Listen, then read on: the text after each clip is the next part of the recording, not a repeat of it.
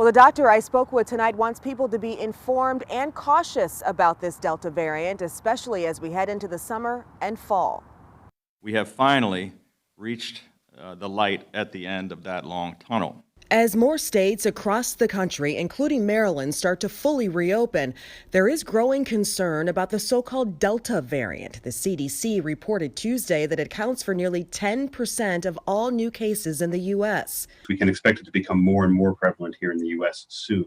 Dr. Esty Schabelman, chief medical officer at Sinai Hospital, explains that the primary concern is just how fast and easily this variant spreads. It does appear to be a more dangerous variant in that it's more contagious and it also causes people to be sicker. There's a higher hospitalization rate associated with this variant. The Delta variant, first detected in India, is not the dominant strain in the U.S. yet, but it's headed in that direction, growing quickly over the past few weeks and rapidly spreading in the U.K. The good news, Dr. Schabelman points out, is that summer months mean more people outside.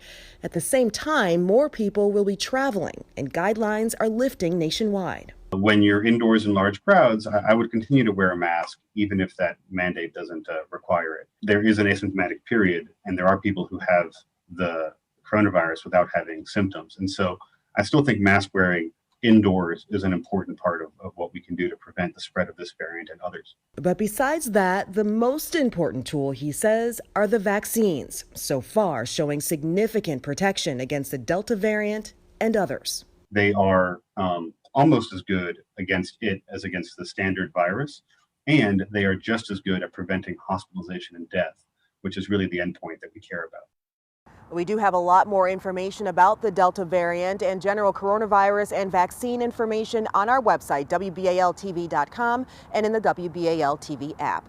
Reporting in North Baltimore tonight, Kai Reed, WBAL TV 11 News.